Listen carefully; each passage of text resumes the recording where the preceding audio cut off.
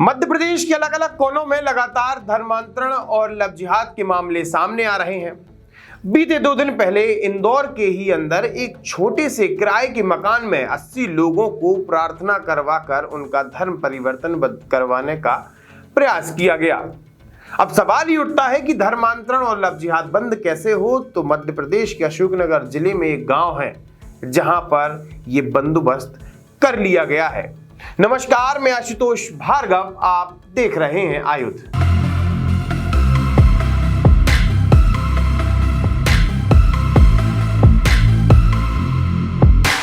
आयुध की इस खास पेशकश खबरिया में आज हम आपको बताएंगे कि मध्य प्रदेश के अशोकनगर जिले में लव जिहाद कंट्रोल करने का मिल गया है फॉर्मूला। आदिवासी नेता के बगावती सुर कहीं मुश्किल में ना पड़ जाए कांग्रेस। जब कभी भी आप किसी गांव के या ग्राम पंचायत के अंदर एंट्री करते हैं तो गांव के बाहर उस गांव का नाम लिखा रहता है या फिर कुछ बोर्ड लगे होते हैं जिन पर लिखा होता है कि फला फला ग्राम पंचायत आपका स्वागत करती है। लेकिन क्या कभी आपने ग्राम पंचायत की स्टार्टिंग पॉइंट पर, मतलब एंट्री पॉइंट पर, आपने कभी फलाना फलाना वर्ग विशेष के व्यक्तियों की एंट्री नहीं है ऐसे कभी बोर्ड देखे हैं? अगर नहीं देखे तो ऐसे बोर्ड लगे हैं मध्य प्रदेश के अशोकनगर जिले के धौरा पंचायत में, जहां पर वहां के व्यक्तियों ने सामूहिक तौर पर बैठक की और बैठक के बाद ये निर्णय लिया कि जिस प्रकार से लगातार मध्य प्रदेश में धर्मांतरण और लव जिहाद के मामले सामने आ रहे हैं, उन मामलों को रोकने के लिए गांव के अंदर ईसाई कम्युनिटी और मुस्लिम समाज के लोगों का प्रवेश निषेध कर दिया गया है। ये कोई किसी व्यक्ति का निर्णय नहीं बल्कि समस्त पंचायत के रहने वाले लोगों का निर्णय है कि उनकी पंचायत में किसी भी प्रकार के दूसरे धर्म का व्यक्ति नहीं आ सकता। धौरा पंचायत की मुख्य सड़क के अलावा अलग अलग स्थानों पर छोटे बड़े पोस्टर लगा दिए गए थे, लेकिन जैसे ही लोगों के संज्ञान में ये पोस्टर आते हैं मध्य प्रदेश की राजनीति गर्मा जाती है। मध्य प्रदेश की राजनीति जैसे ही गर्माती है वैसे ही गृह विभाग पुलिस प्रशासन को यह आदेश देता है और उस ग्राम पंचायत में से उस तरह के बोर्ड होर्डिंग्स हटवा दिए जाते हैं। इन होर्डिंग्स में लिखा हुआ है कि मुस्लिम और ईसाई व्यापारियों का ग्राम पंचायत धौरा में प्रवेश करना निषेध है, प्रतिबंधित है और बड़े बड़े अक्षरों में धन्यवाद लिखा हुआ है। अब चूंकि मध्य प्रदेश में जिस प्रकार से लगातार धर्मांतरण और लव जिहाद के षड्यंत्रों को रचा जा रहा है, उनसे पार पाने के लिए इस तरह के उपाय अपनाना जरूरी हो सकते हैं। अब जरा राजनीति की ओर चलते हैं। जैसे जैसे मध्य प्रदेश में विधानसभा चुनाव नजदीक आता जा रहा है वैसे ही मध्य प्रदेश की सारी राजनीतिक पार्टियां अपने पुराने और रूठे नेताओं को मनाने में जुट चुकी हैं।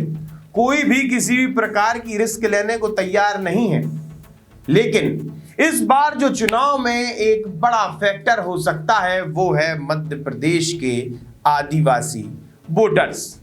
लेकिन मध्य प्रदेश की आदिवासी समाज से आने वाले कांग्रेस पार्टी के एक बड़े और दिग्गज नेता को कांग्रेस पार्टी कोई ज्यादा खास तवज्जो देते नजर नहीं आ रही है, जिसके चलते ही शायद उस आदिवासी नेता ने कांग्रेस पार्टी के ही खिलाफ इनडायरेक्ट तौर पर मोर्चा खोल दिया है। कहना चाहता हूं कि जब तक मध्य प्रदेश का मुख्यमंत्री आदिवासी नहीं बैठे, चाहते हो मध्य प्रदेश का मुख्यमंत्री आदिवासी रहे? मैं मेरी बात नहीं कर रहा हूं, लेकिन अपने समाज की बात कर रहा हूं कि हमारे समाज का आदिवासी मुख्यमंत्री बनना चाहिए।